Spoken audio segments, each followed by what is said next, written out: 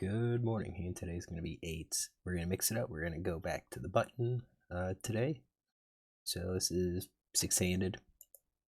Under the gun raises, I call, and we get a caller from the small blind. This player's playing 21-14. He looks to be more of like a tight aggressive. I have him as an orange, kind of a caution type situation. 18% is raise is his VPIP in early position. 19% is his raise first in stat. I think when we look at it, this is 18%, but he's first to act. I don't think he's going to be this wide. I kind of feel like maybe he could, but I think raise first in stat, he might have a slightly tighter range. Maybe not even all of those aces. So maybe just something like that at 14%. That's probably good. When we look at mine, this is a 3-bet or call range, so I could easily 3-bet this in this spot. Villain shows 66% fold to 3-bet. I don't mind calling here. I don't mind raising here. I think with 8s, especially in a six-handed pot, sometimes we can call and hope to hit that set. And go from there. And then this player, 4 hands, he's played 3 of them, so 75%. I'm just going to say he's probably playing fairly wide at this point. This is 56%. Pretty large range. So the flop comes down 9-2-2. Not too bad. I think this is going to miss this guy, the player who has the pre-flop, or who has the initiative because he raised pre-flop. I think here, if this villain bets, we should probably raise on the flop. Try to protect some of our equity. Try to get like ace king, ace queen to fold. If he comes over the top, if we raise and then all of a sudden he 3-bets us, we're probably up against an overpair. We could probably safely fold. Just because we 3-bet and he calls doesn't necessarily mean that he has a 9. A lot of players will call with those overcards because they're there. Maybe they're calling with an ace of hearts, king of clubs, and if a non-heart comes on the turn and it's a low card, they'll just fold to a turn bet. So this is opportunity to win some money, win some more money with the raise. Interestingly, this player did not bet here. I think he could have in a 3-way pot. Definitely on a board like this, it's going to be hard to hit. He could have the initiative. So the question is, what does this guy have? It's hard to say. His c-bet stats are actually fairly low. So since his c-bet stats fairly low, my guess is that he would. It's a possibility he has a full house. That's true. That he's playing slow, so we could leave that in as a check.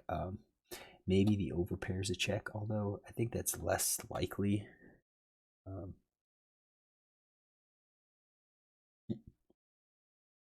Let's see if I have any notes on him. I'd say it's less likely because there's the heart draw out there. So we've got donked half pot with ace 3 on a 10-5-4. Check the turn and river without the pair. Check raise overpair on a full 4-2.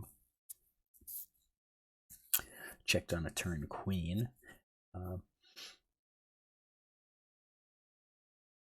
Yeah, that's... Maybe he would check an overpair. Maybe he would check a hand like aces. Let's set this at like... Let's do just 50%. Let's make it easy. Let's do 50%. He has that overpair. Top pair. Again, let's just do 50%. I would think he would bet, but his c-bet stats are actually fairly low. And I think we'll include, I mean, he's going to have all those flush draws, so something like that. I think we're discounting some of the overpair, some of the top pair, and maybe even discounting some of the flush draw. Let's go ahead and do this. Set some of the flush draw at like,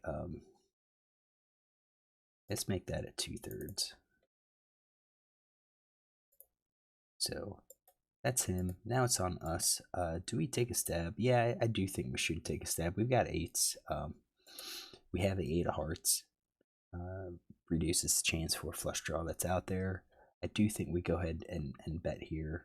And again, if we get check raised, it's just confirming that one of these villains, probably this villain, has an overpair. So I think here we're betting with our, I think we bet with our quads, we bet with our full houses. We're betting those for value. We're hoping villain has, that overpair and that we're going to get paid for that. I think we're betting the overpair for some value. Try to fold out, like the 8. We don't want to give a free card for an ace or a king or a queen to come to beat us. I think we bet top pair. I think we bet these pocket pair below the top cards. I think we're going for kind of bluff equity there. I think we can bet with the ace high hands. Some of that is kind of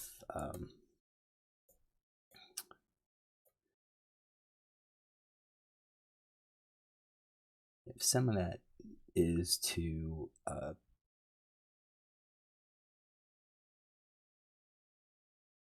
we betting the ace high hands? Yeah, the ace high hands are there with our flush draw. We're going to include those. So are we going to do all ace high hands? No, I think we're also going to do like 2 card backdoor flush with like ace jack, ace 10. By having the ace, we're blocking villain from having the ace. He could be calling with an ace again. So if we get a low card, we can easily fire second barrel, especially if it's a diamond. But I don't think we're doing much else. I think that's what we're going to be doing with our bets. So I did bet. Is half pot good? I actually think 2/3 might be a little bit better. I think 2/3 might be a little bit better here because it's applying more.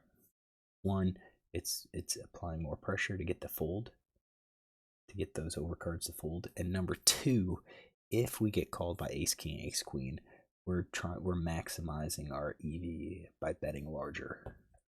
So we bet this guy folds, who we expected, and then villain 3 calls. So maybe we need to consider, what about this other villain? And that's fine, we do. So the question is, what is he calling with? I think we're going to give him any pair, probably top pair plus.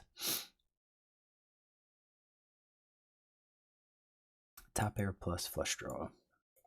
We're going to say that. So now that he calls, I think we're going to be just probably checking behind a lot of the time. I don't think he calls with just like ace king, or we should discount that. We're going to discount those. We forgot and say, let's just assume he would have 3-bet queens plus ace king and that ace queen.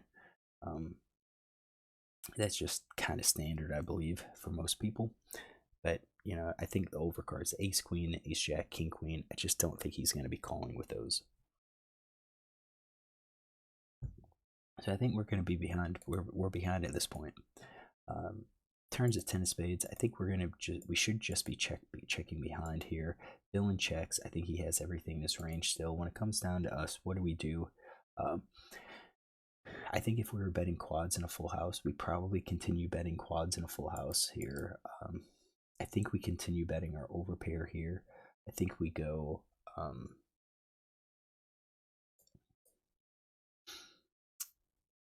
2 pair. We go for value here. Top pair, I think we bet for value. Although with that top pair, we do have the heart now. And if we have the heart draw, we know villain does not. So I kind of think maybe these top pair hands, the only top pair hand that we would bet would be ace 10, because we don't want to bet and then get raised. He's got a big stack here. If we bet, let's say we bet 8, he raises us. We're not. I mean, we're gonna have to hit the heart. Yeah, I think we are. I think we are still betting the top pair hand. Top pair is gonna help us with our flush. And yeah, I think we continue betting our flush draw. If we bet the flush draw, it's gonna be more likely the villain has, a pair. Although, what does he call with? That's the thing. Does he check raise us with anything? He's got a lot of, three of a kinds in this case, and he has flushes. So if we have a flush, it's going to be harder for him to have a flush. I kind of think maybe we don't bet all of our flush draws here. Maybe we don't bet. Maybe we just bet our ace jack and ace 10, and maybe even the king 10 for our flush draws. I think maybe we go for our open ender, maybe our gut shot. We don't care if we get, if we bet and get raised. We don't care about folding maybe our gut shot as much because a heart's going to be hard for us. Well, take that back because those are still hearts.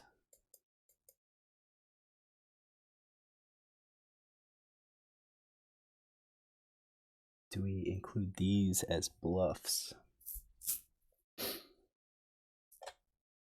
With the number of hands that we're betting, yes.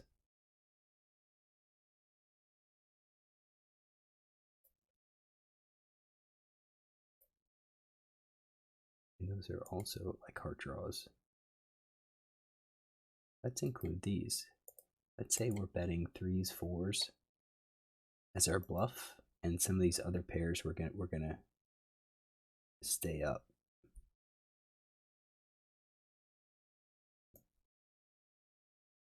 So that means we have middle pairs.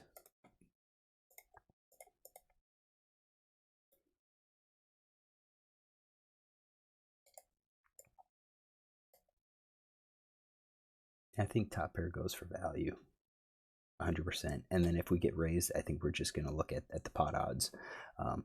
Do we have the pot odds to call or no?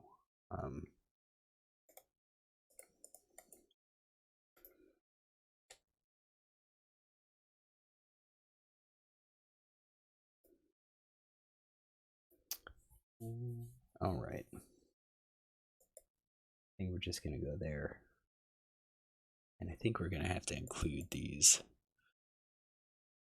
no pair hands. But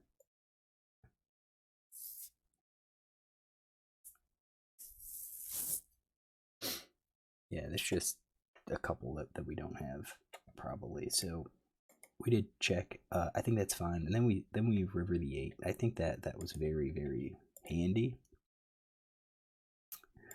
Villain bets half pot at this point. When he bets half pot,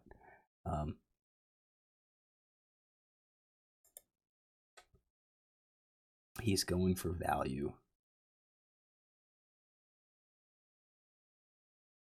I think it's going to be top pair plus. Top pair plus.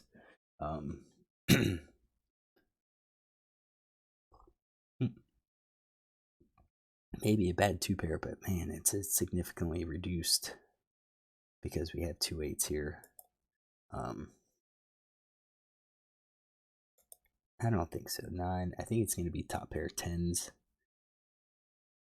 And I think it's probably a good 2 pair that he's going for. 10 9, 10 8. Maybe he has a straight, maybe he has a full house with the 2. If I bet, I think he's going to call with a lot of these hands, and we're not scared of it. So I think here we're going to go for a raise. I think we're going to be raising it up to like 23, 24. It's going to be almost 2/3 pot maybe. I raise it up to 21. I think I could have gone a little bit higher. And in this spot, we're raising our full house here. Full house and probably our straight for some value.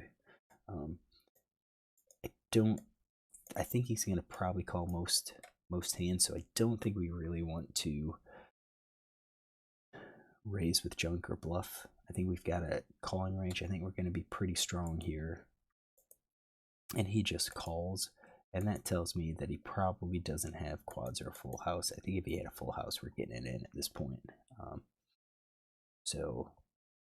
And I'd question even a straight. I think a straight might raise. Maybe even 3 of a kind. But he just calls. We see the river. He shows ace 10. He had that top pair hand. I think that is typical. Question is, I didn't have that. I didn't have that exact hand in his range because on that board, look what he called with. He called with ace 10. So he was calling with 2 overs with a heart. That's just kind of crazy. So I think here what we're going to have to do is take a note about how he played this hand. So he called under the gun RFI 2.8, I think.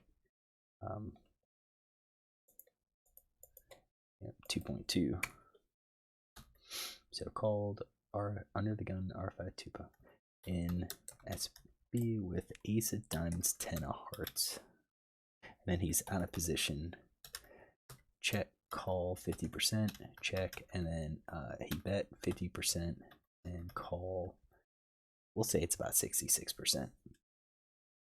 It wasn't exact.